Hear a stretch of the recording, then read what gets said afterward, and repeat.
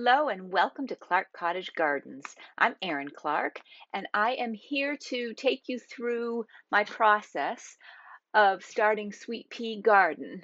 This is in the fall of 2021, and this is part 2, starting right now. I've dug a hole and I've placed my phlox right into it, and here's hoping. It's its new home. It's out here. Going to be in the back of the border, as you can tell by the beautiful hose that I'm using to show the edge. So there it is. We'll see. That's the fun about spring. If the little green things start coming up, that makes me very happy. Okay, so this here is a echinacea, and I've separated it from his mama. Hope she doesn't miss him too much, and I just jumped on him and got him out, and I'm going to take him out back too. He should do great. I'm also working on Japanese anemone. This is my Japanese anemone plant, but it has several offshoots. It's very invasive, and I really have to keep up on it. See if you can recognize the leaves there are over here, over here. It just goes like crazy, and I will have to dig all of this up either this fall if I have time or first thing in the spring, so it doesn't take over my entire garden. So for out back, I'm gonna find the biggest little clump I can that's not part of the big plant, and dig him up, and he'll be a brand new plant. Bring him out back. Right. Okay. So the first 3 plants are in. Aren't they adorable? I've got Japanese anemone. I've got my phlox. That is a pink jade Thai phlox. And over there, I've got my purple coneflower or echinacea. And they are nice and tall. They'll probably get, 3 or 4 feet tall. So I've got them at the back of the border. I'm also going to put in a false indigo baptisia, and that gets nice and tall and bushes out after a couple of years, and that's got really pretty purple flowers in the spring. So I'll put that back here too with the tall boys. Alrighty.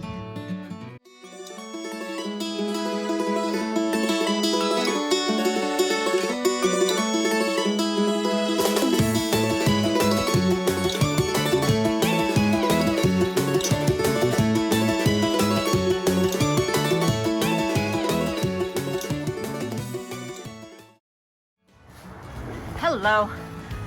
A little time for an afternoon break to let you guys, why does this haunt me? To let you guys know what is going on today. I'm still working out in the garden, and I have had the worst time with the ground. It's so hard. I've been digging. I've got a great big spade. I've got a little tiny shovel. I've even used a crowbar. That was my husband's idea, and it really did work, but it's awfully heavy. So finally we decided that maybe I should use my bulb digger. It attaches like an auger, and it attaches to a drill. I didn't think it would work because I just thought the ground was far too hard, but it's been a game changer today. It's going right through the dirt, and it takes a little bit of time and a little bit of effort, and it spins me around sometimes if I hit a rock, but basically it's helping me so much because this was tedious. It was taking me forever just to dig one hole. So I'm very pleased. Dan hooked me up with some power, and I've got a drill out there, and I'll show you what I'm doing. It's pretty cool. You guys need one.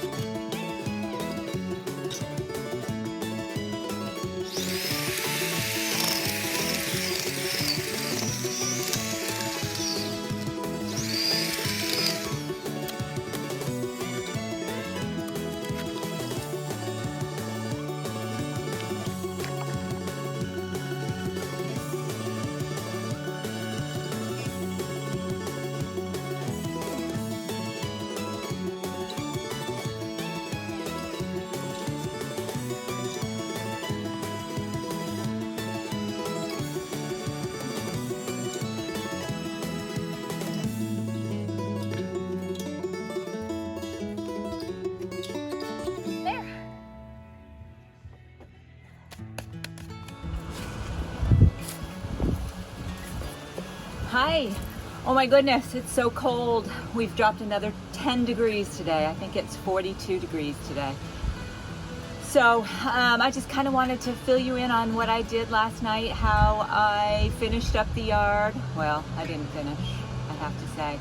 I probably have done about maybe 50-75% of the planting. And I worked until dark. I just couldn't stop. I worked until it was pitch black. I was out watering everything at 7 o'clock last night with not a light in the sky. It was cold and it was dark. But anyway, I did what I could do. I did not get any of my bulbs in yesterday. And I worked literally for 9 hours straight. I didn't even stop for lunch. So I'll show you what I did. I couldn't take any footage last night because it was dark. So I will show you today. It's bright out here today. As you can see, I've got nothing done on either side of the courtyard on the outside. I tried, but I didn't even make it over to this area. Going up the path, I really didn't touch that at all yesterday. I basically focused on the area around the fountain, which you saw me doing that in fast time. That probably took me about an hour to do, which isn't too bad, I guess. Over here, I started right here, and I worked my way up. I did some lower growing perennials in the front, and I'm going to consider this the front because mostly I'm going to be in this area. So the back is where the hose is, the green hose. That will be considered the back area. So those are going to be the taller plants back there, because this will basically be my vantage point from this angle, either on the path or at Sweet Pea Cottage. I want to be able to look and see the gardens. It took me a while to figure out how I wanted to arrange it, but that's basically my plan, is to have the smaller, shorter plants in the front and the taller ones in the back.